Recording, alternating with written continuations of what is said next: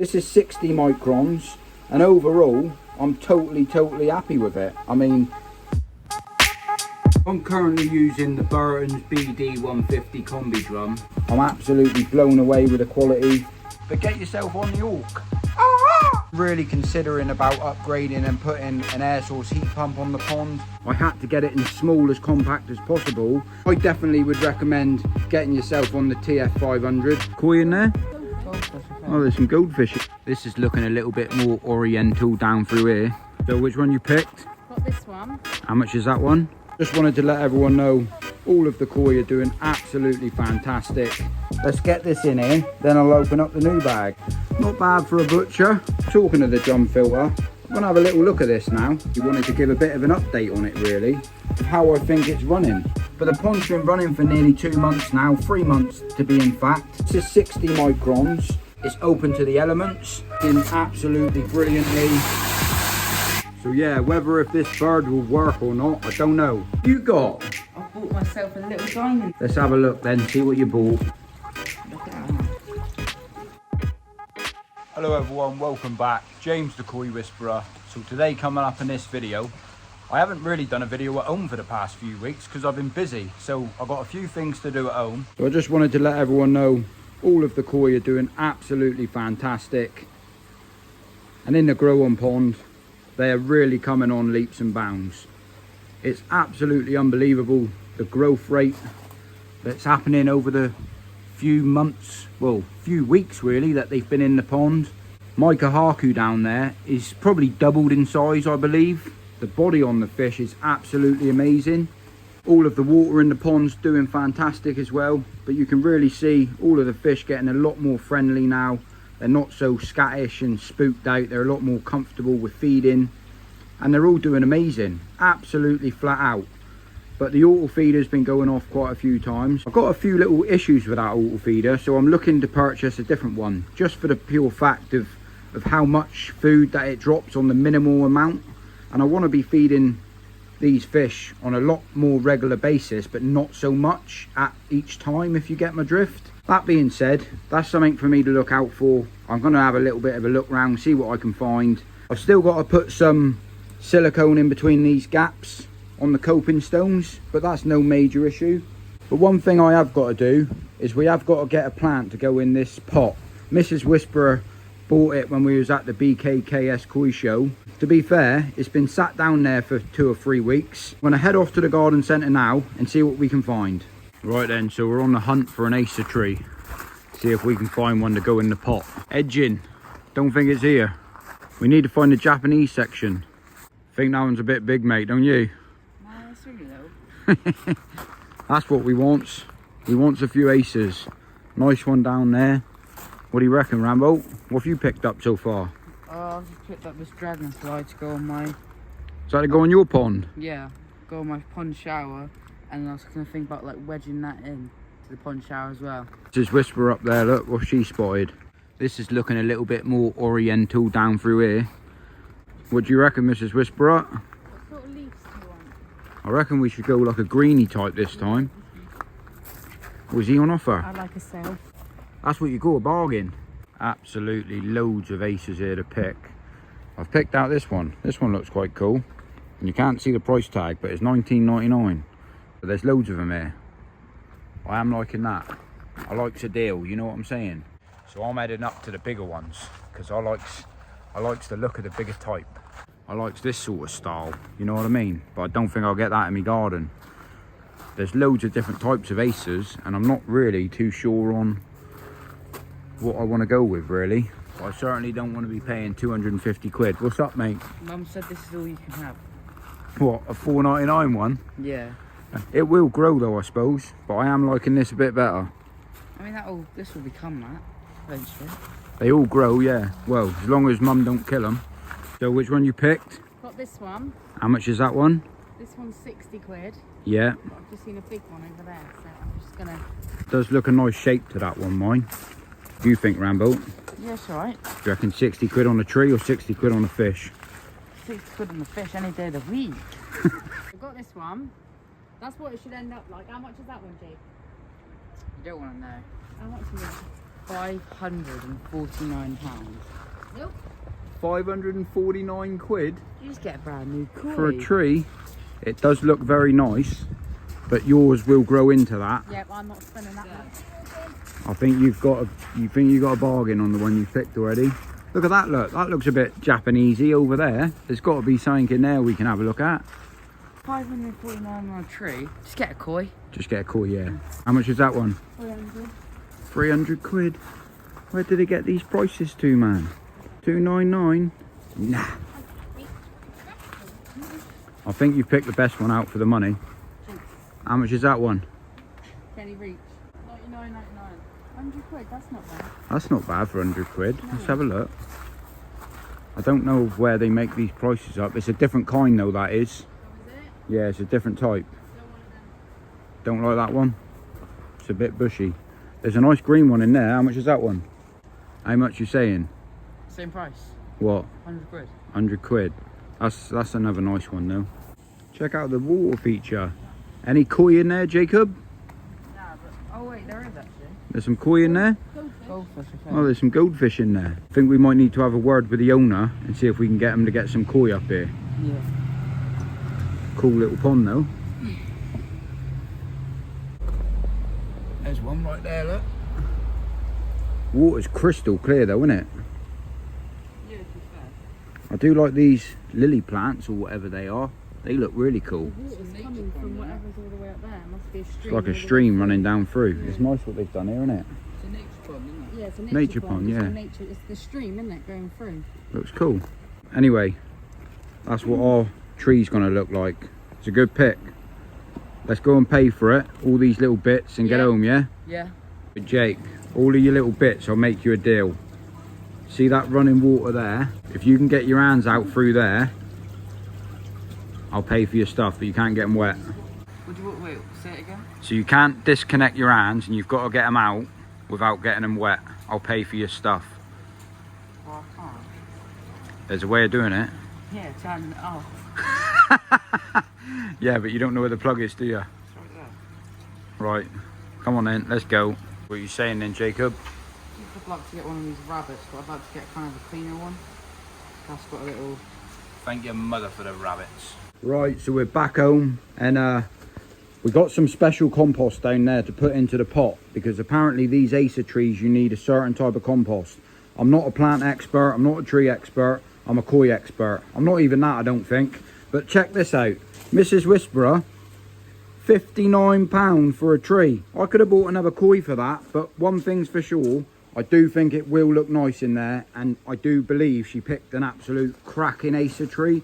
I do think it looks really nice the way that the branch is dipping over, and I think it will look really nice over there. So I'm going to get this out, put it into there, and then get this plant put into there. But what I was told by the people at the garden centre, even though this pot has got a hole in the bottom of it, is to put some gravel in the bottom just to save it from cracking in the winter. Because that pot wasn't not cheap either. I mean, I think that was 70 quid for that pot, but it is really, really cool. I do like the idea of it. And it has got the gold effect theme on the side, but because in my garden, I've got the red and black, I was thinking I could paint the gold red, but I do like it like that as well. So that being said, I'm gonna get that tree put into there now. That should be enough gravel in there. And that's the only bit of compost we had left from when we planted this acer tree. Let's get this in here, then I'll open up the new bag. Check that out then, guys. Not bad. Not bad for a butcher.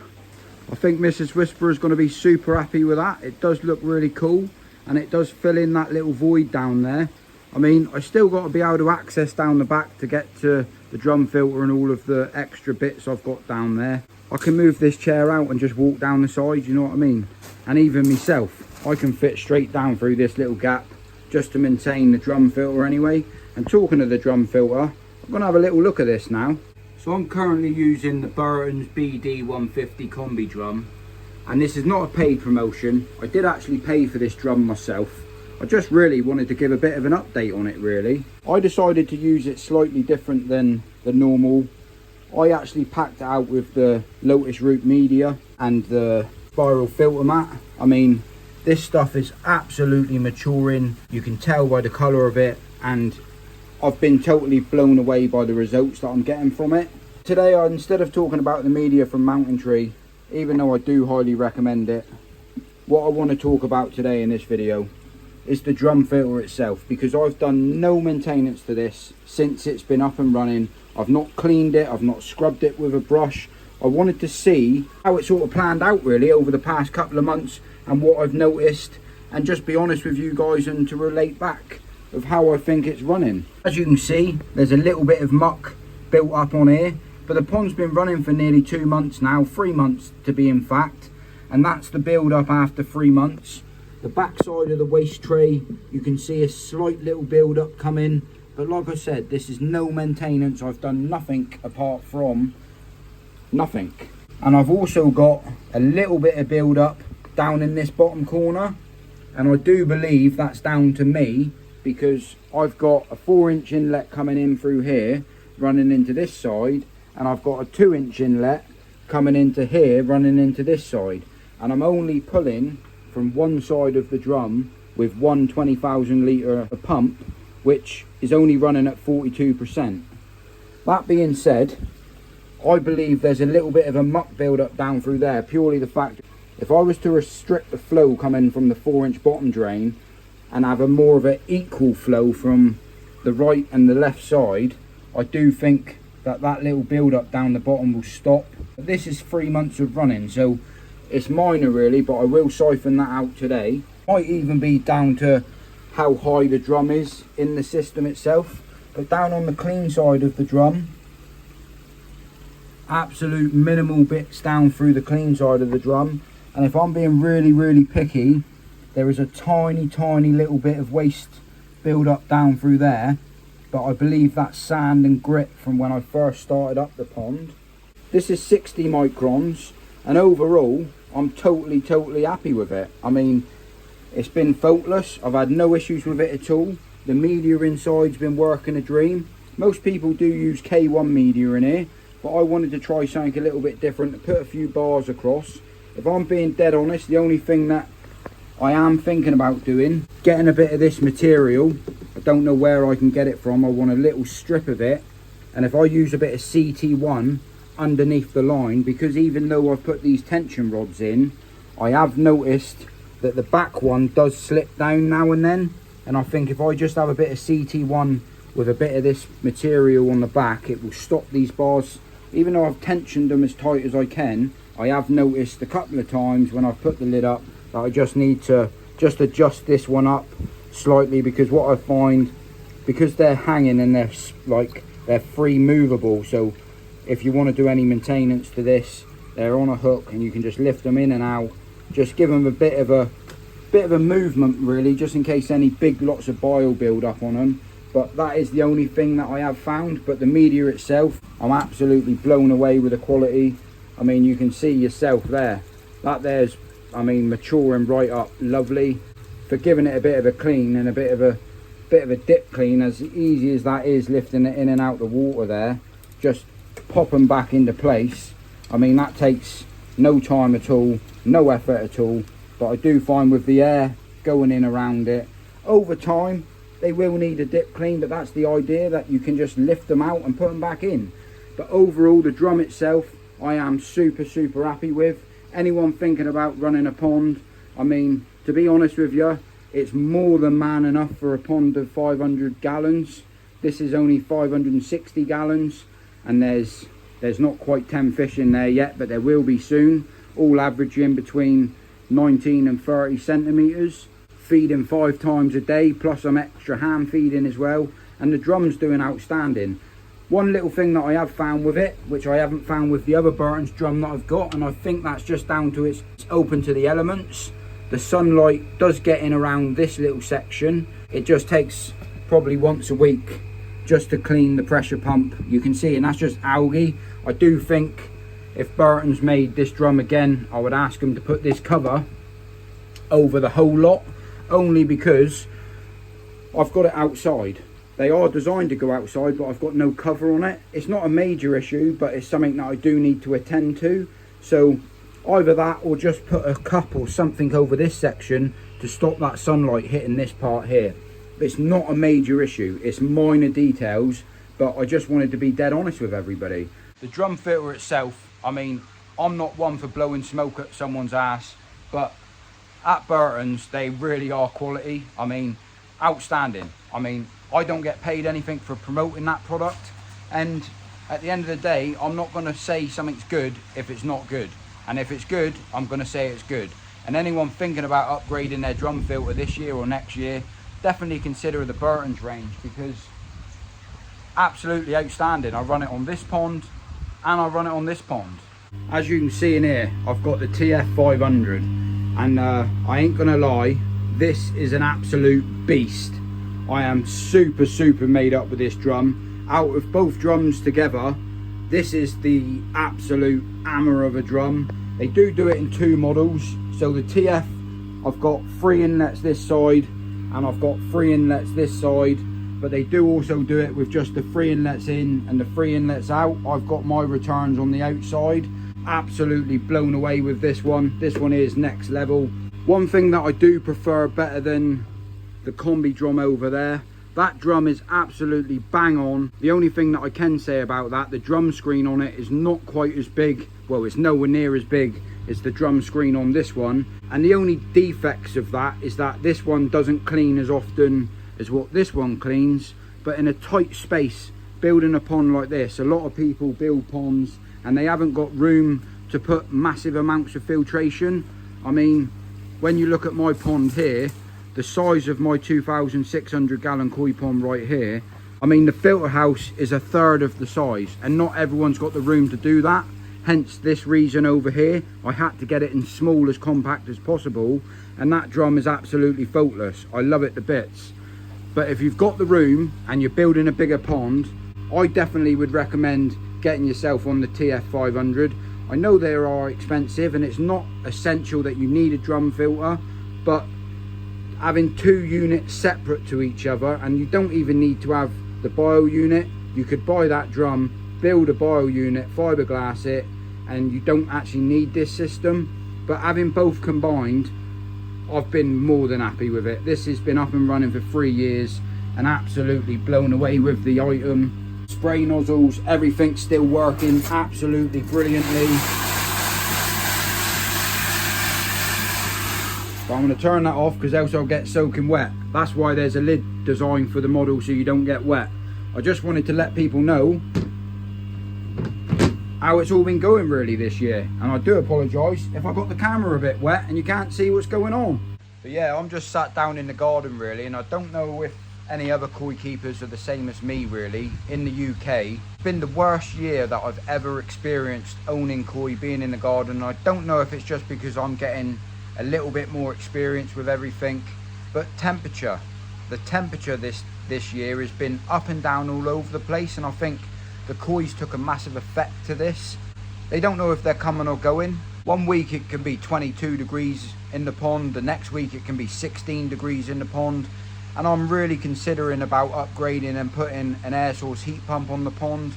It's something that I haven't never done, but I do believe, so I can enjoy the hobby for a little bit longer through the season, and more so the comfort of the koi can enjoy it a little bit better. It's not essential, but I have been doing a little bit of homework, and running cost of these air source heat pumps is not a massive thing these days. You can actually fit the bill to get one to start with, get a decent size one, something that's not too expensive. The running cost on them, especially if you're keeping them just above ambient temperature, like not crazy heating. I'm not talking about heating up to 21, 22, 23 and keeping it there all winter, but I'm seriously thinking about purchasing an air source heat pump this year and just keeping it sort of the 10 to 12 degree mark, so it holds those temperatures all throughout the winter. I don't think that will cost me a lot of money. I mean, I'm not a koi keeper that looks to push growth on my fish and get them as big as I possibly can. It's something that I might think about doing in the future, but mine's really that the reasons I'm thinking about an air source heat pump is just so the koi are a little bit more happier, because the parasite issues that I've experienced this year, I believe myself personally, it's been the worst year I've ever had, down to the weather, down to the weather being up and down, and I believe that can trigger a parasite problem in a pond, even if you haven't added a new fish. That being said, that's something to look out for soon, because I am doing me research. I'm going to start to get one for the grow-on pond. Yeah, I only really want a small little heater for the grow-on pond, but that being said, I've got a few other jobs to do. You're wondering, why am I looking at a bird? Well, check E out. That's what you call the absolute hammer. So I was on eBay the other night, and I actually found some of these birds, and they wanted 29 quid for them. And I thought to myself, let me check out Amazon. So I'm going to leave a little link for you down in the comment section. But the main reason why I bought this bird, because whether if it's true or not, I don't know, but where I live, I get a load of Stephen seagulls in my garden. Occasionally you can hear them pop up on my video now and then. Well, apparently if seagulls see something like this, a bird or a hawk or whatever this bird is, that they're a little bit put off by landing in your garden. And the reasons why I was a little bit worried was because I've recently took the cover off of this pond, just because it's a bit of an eyesore, and I am generally home when I've got the net off or the cover off. I thought to myself, if I walk into the garden, get myself a cup of tea, come back out and I've had Mr. Stephen Seagull come down and take one of me grow-ons, I'll be proper annoyed about it. I mean, there's certain ways as us farmers can deal with these seagulls, but the way of the times and things going on in the world, I can't really just pull out my 12 bore in the middle of the street and just pop them off, you know what I'm saying? That being said, that's why I got myself one of these, because I thought I'll give it a go and see if it scares them off. I'm going to sit him right on the back of that fence up there, but get yourself on the hawk. Yeah, one advantage of having all this chipping in my garden, I can use it to fill up plant pots like that, like I did earlier on. And I've also just used it to fill up that underneath there. But what I'm going to do, comes with a cap. I've got some of that super glue, and I'm going to just put a little bead round there, fill up this, glue it back on, and then that ain't going nowhere. So there she is, the bird's up there, the drum filter's cleaning, but she looks alright, doesn't she? I reckon we should call her Ragnar. I reckon she's a Ragnar. That being said, I want to show you something with this drum. One thing I just wanted to mention or add as well real quickly. So I've just turned the pump up to 20,000 litres an hour. All of those bits of muck water down in that bottom corner, it's sort of self-cleaning itself. So I do believe if I was to run the pump at a faster rate, I wouldn't get that build up down there. That being said, there's another quick way of getting rid of it. So if you just pop your hand into the drum like this, give it a bit of a mix up, just disturb it, and then all of that just goes straight into the drum itself, and it'll wash itself out, so I don't actually have to sieve that out. If I put the lid down now, as you can see, all of those bits and particles are all going to get stuck into the drum. Not something that I want to be doing all the time, but it can be done. The drum will clean straight away now. So yeah, whether if this bird will work or not, I don't know. I was going to screw it to the top, screw into it so it didn't move. I have read on it and it does say that you need to move them around your garden, so I can move it side by side, and I can just move it, put it down here one day, and it's easy for me to access. And I quite like the look of it up there, really. I don't think I'm going to be getting any birds in my bird box anymore, but that being said, I ain't too worried about it, because the less birds, the less chance of bird poo parasites. Because that's one extra thing, I don't know if you guys know this or not, but when you get pigeons and stuff that come and land on your pond and drink out of your pond water, or if you've got ducks that land in your pond, they can create yourself parasite problems in the bird poo, especially with fluke anyway. That being said, I'd rather keep all the birds out. I like the fake birds. So happy days. We'll see what that takes us. Get yourself on the hawk. Even though that sounds like a peacock. That tree looks mega though. Well happy with that. As you can see, right down here, we've took the pot, or the plant pot, out of my son's pond. If you're the first time here and you've not seen this pond build, me and my son recently built his first ever koi pond. Did have the plant over in the back corner, but he's got a few little koi in there, and they are a little bit scared at the moment because they've only been in here a couple of weeks, and they're fine when food comes up, but when they first go in, they're just a little bit scattish to start with. I mean, I've experienced this loads of times before. When they settle down a little bit, they'll calm down. But the main reason we took the plant out is because we didn't want them banging into the plant, into the bottom of it, and then damaging the koi as such. So what we're planning to do is tee off of this pot at the bottom, put a little rid of this pot down to a point, put this one over this side, and then this pot, we're going to get another pot. Let us get another pot, and we're going to make like a plant pot on top of there, which will be like a bog filter, if you get me drift. But I need to go to B&M and get another pot, because we built this shower ourselves and it's working the absolute hammer. But I just wish these fish would settle down and not be so scattish. And I do believe my son's just gone off to get himself a sturgeon for the pond, so he might be in this video or not. Depends if he buys one or not. I'm sure he will. So yeah, we'll find out if my son brings back a sturgeon, and if he does, he can add it to his pond, because I'm not a sturgeon lover. I don't want to put one in my pond. Each to your own. If you like them, you do. If you don't, you don't. I do like a diamondback sturgeon, but the only reason why I don't like adding one to the pond is because with certain treatments, certain pond treatments like PP for instance, I know that you've got to take the fish out because a sturgeon can't handle the PP. So in my effect, if you're taking a fish out to treat the pond and then you put that fish back to your pond, you're just introducing the same parasites over and over again. That being said, that's the only reason why I don't own one.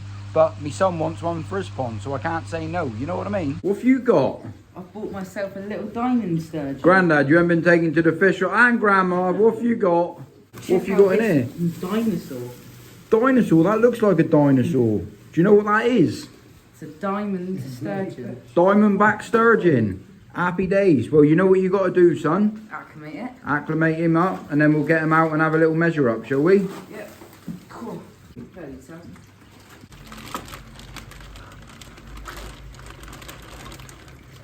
Does look like a bit like a dinosaur, doesn't it? Yeah. That is an absolute beaut. Looks like you got a little bit of muck in the bag, but that's not going to be an issue. So you got yourself a diamondback sturgeon, Jacob, have you? Yeah. Absolute beaut. Sorry about the glare, but we'll take a better look at him when you get him in the tank. So you're going to get him measured up, Jake? Yeah. Well, he might do it himself. Almost done it himself there, didn't he? Yeah. Think so. 20 centimetres. I think it's a bit longer than that. 23. Yeah, that's what I was about to say, 23. Nice one. Beautiful fish. Going to use your net. Yep, can you pass me the net now? Look at that. Beautiful fish. It does look like it's come from the Stone Age. So there she is, all in there. Another fish to your collection there, Jakey boy. That's the hammer. That's the hammer, look. You won't be going with Grandad and Grandma again, mate, because I don't know what fish you might bring back home. You know what we said about sturgeons? Did you really want one? Yeah. Get on the sturgeon. On that note, guys, thanks for watching the video. If you can remember to like the video for me, very much appreciated. And if I don't see you in a week, I'll see you through a window. Thank your mother for watching this video.